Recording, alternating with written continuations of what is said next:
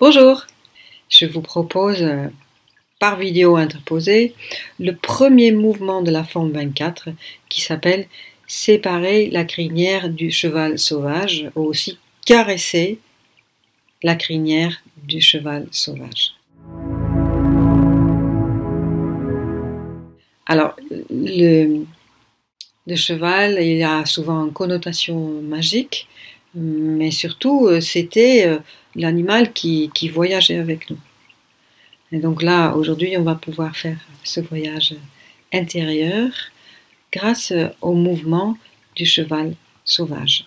Je vais d'abord vous montrer 2 fois la forme et puis je vais vous détailler les mouvements. On y va ?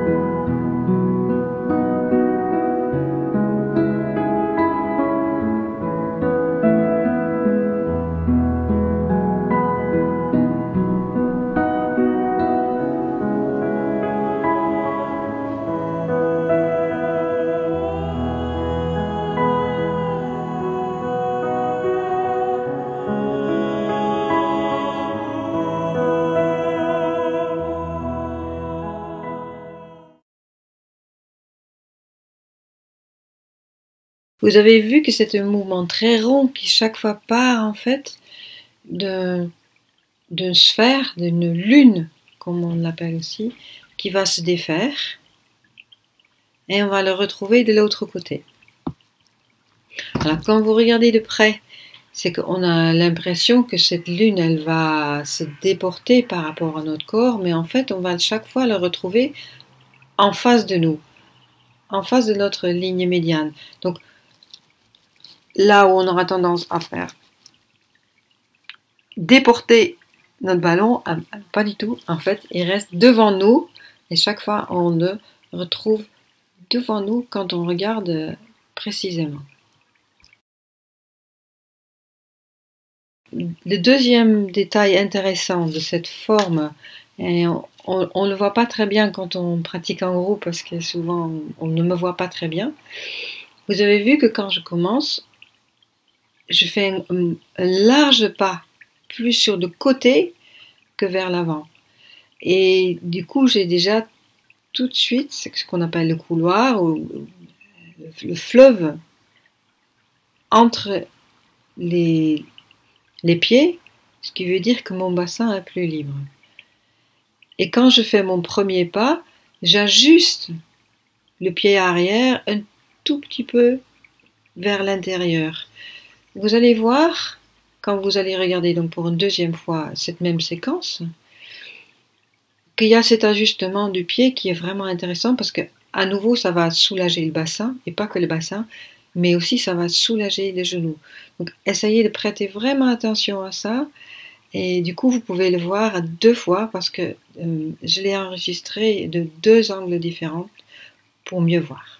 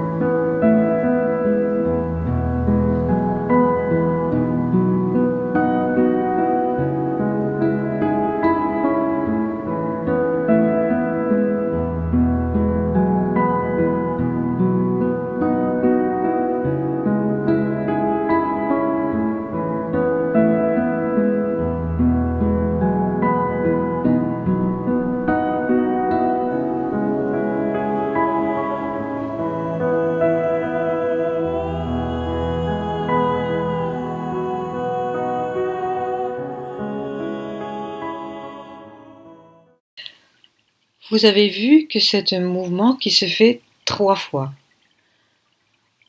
Quand on commence, puis on le fait de l'autre côté, et on le fait une 3e fois.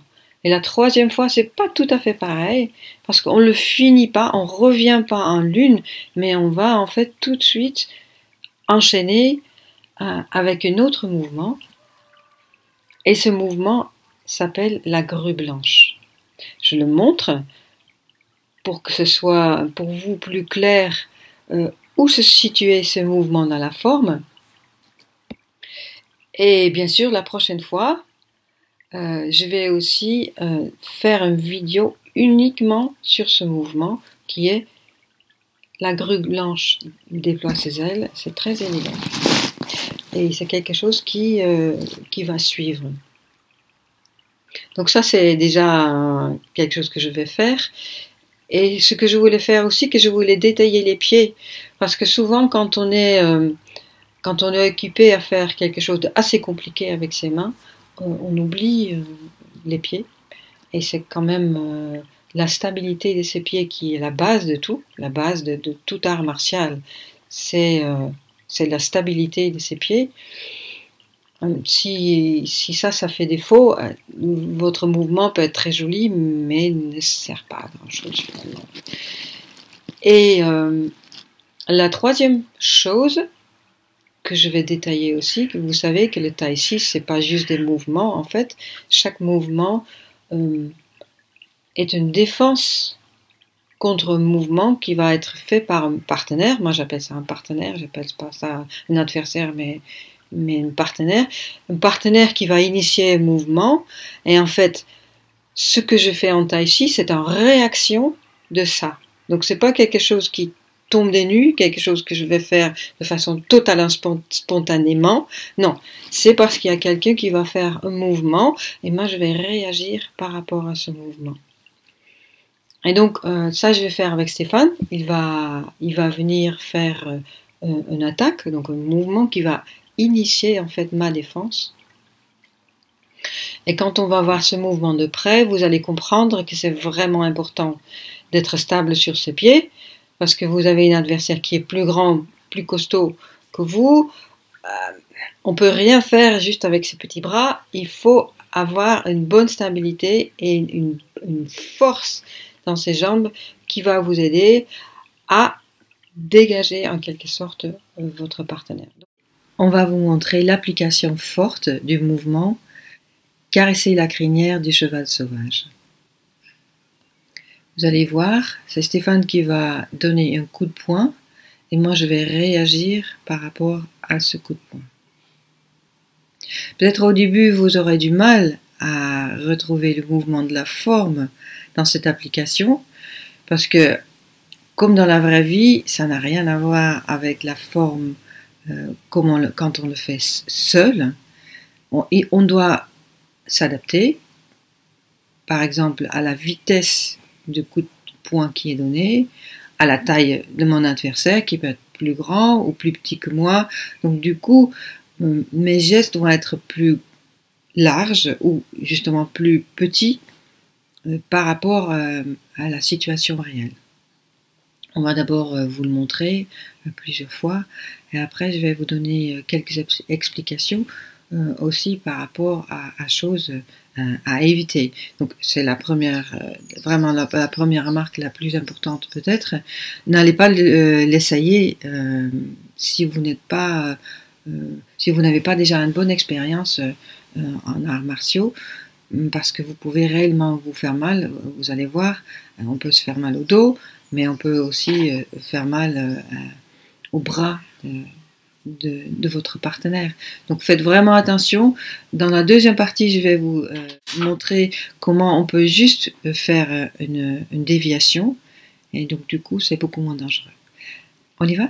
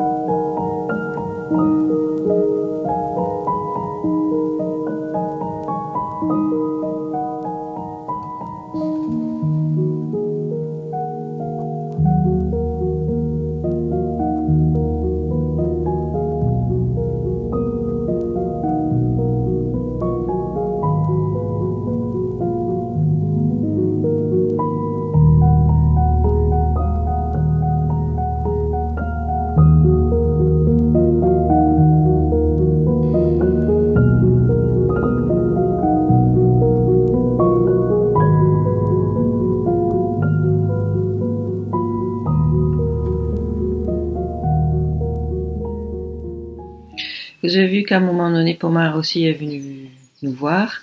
C'est en général quand vous commencez à pratiquer chez vous et vous avez un chat, vous allez voir qu'il va vouloir venir parce que ça l'intéresse. On va s'en faire, hein. C'est comme ça. Vous avez vu que il vous faut une grande stabilité par rapport à vos jambes, être bien ancré au sol, si vous voulez faire un mouvement avec un partenaire qui est vraiment plus grand que vous. Et ça peut vous aider à prendre conscience de cette importance.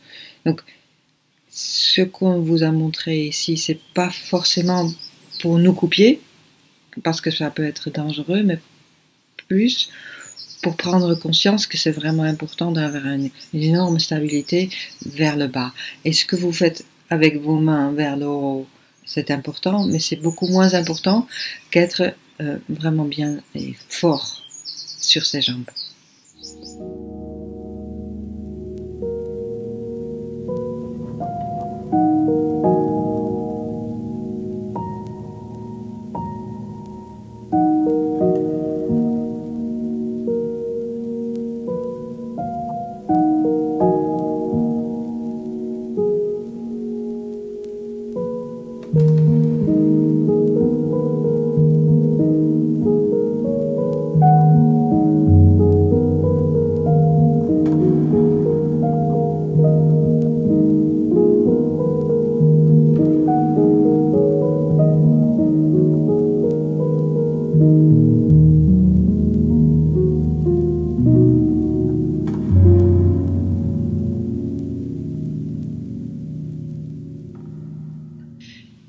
Dans cette partie-là, vous avez vu qu'on peut aussi faire juste une déviation. Et c'est peut-être la chose la plus intéressante aussi.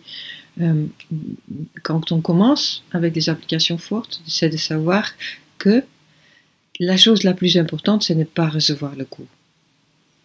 Après, ce que vous faites, c'est très bien, mais on ne peut rien faire si on reçoit un coup de poing. Donc la chose la plus importante, c'est, vous avez vu, soit simplement faire une déviation, ne pas recevoir le coup, soit utiliser la main en support pour se protéger. Donc regardez bien, surtout ce que je fais avec mes pieds, comment je fais, comment est ma stratégie en fait, pour juste se mettre sur le côté, c'est la chose la plus simple, mais souvent, quand on est dans une situation réelle, on est comme pétrifié devant l'idée qu'il y a quelqu'un qui va nous donner un coup de poing, même si c'est très lent, et même si la personne en face de nous est très bienveillante, on a quand même une certaine appréhension. Et c'est là où c'est important d'avoir en tête, qu'est-ce que je vais faire? Alors je vais partir tranquillement sur le côté, comme ça il ne se passait rien. Et donc la chose la plus importante finalement, c'est ne pas rester devant.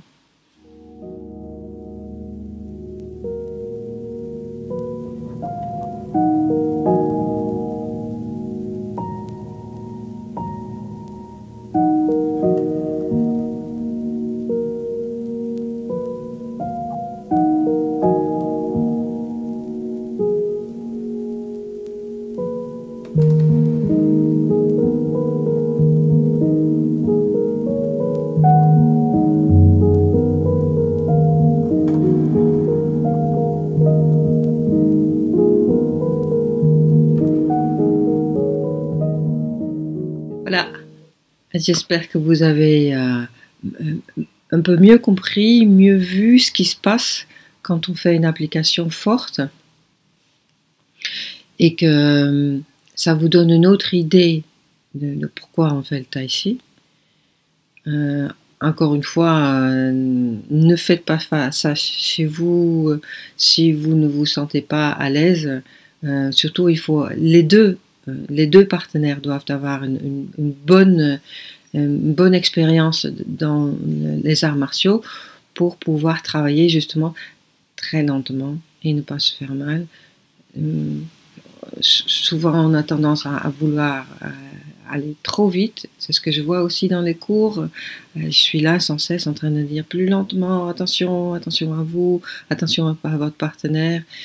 Donc vraiment faites-le. Si vous pensez que vous le faites lentement, vous allez le faire encore et encore et encore plus lentement. C'est comme quand on parle, on pense parfois parler lentement, mais on peut encore parler beaucoup plus lentement.